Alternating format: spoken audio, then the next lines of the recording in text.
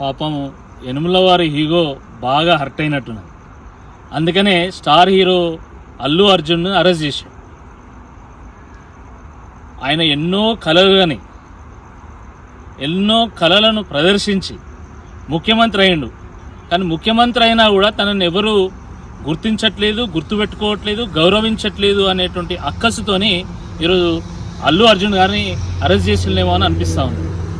మొన్న పుష్ప 2 ప్రీమియర్ సందర్భంగా అల్లు అర్జున్ గారు మాట్లాడుతూ ముఖ్యమంత్రి అని సంబోధించిన కానీ రేవంత్ రెడ్డి పేరు గుర్తుకు రాలే ఆయనకి.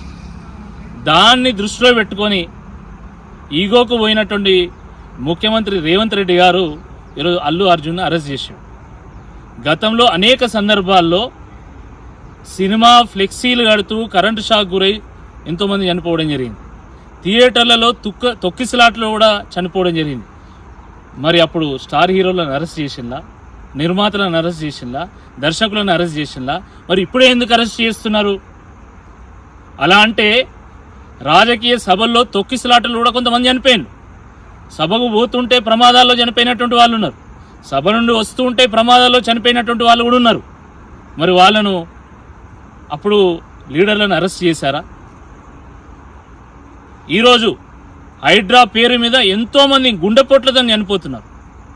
మూసీ పేరు మీద గుండె ఆగి చనిపోతూ ఉన్నారు. గురుకులాల్లో 48 మంది చిన్నారులు చనిపోయినారు. అంతెందుకు ముఖ్యమంత్రి గారి సొంత ఊరు కొండారెడ్డిపల్లిలో మాజీ సర్పంచ్ సాయిరెడ్డి గారు చనిపోయింది.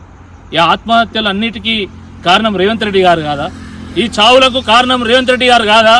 మరి అల్లు అర్జున్ అరెస్ట్ చేసినప్పుడు రేవంత్ రెడ్డి గారిని ఎందుకు అరెస్ట్ చేయరని చెప్పి ఈ సందర్భంగా మేము ప్రశ్నిస్తున్నాం.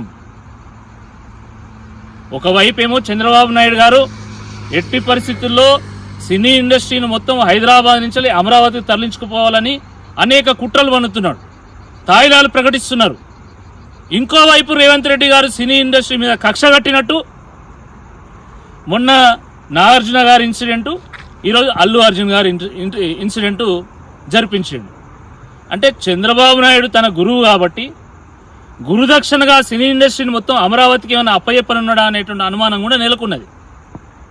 ముఖ్యమంత్రి గారు గొప్ప పనులు చేస్తే గొప్పగా చూస్తారు, గొప్పగా గుర్తుపెట్టుకుంటారు తప్ప ఈ రకంగా ఏదో అరెస్ట్ చేస్తాం, నేను బెదిరిస్తామని చెప్పి హెచ్చరిక జారీ చేస్తే ప్రజలు తనను గుర్తుపెట్టుకుంటారు అనుకుంటే అది అమాయకత్వమే అవుతుంది. కాబట్టి తక్షణమే అల్లు అర్జున్ రిలీజ్ చేయాలా. తప్పకుండా ఆ తొక్కిసలాటలో ఆ తల్లి మరణించడం చాలా బాధాకరణం.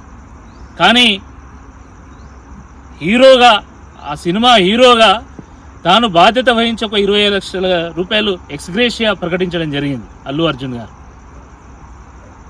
అది ఒక ఆదర్శవంతమైనటువంటి స్టెప్. అది ఎవరు కూడా కావాలని చేయరు, కానీ అది జరిగింది.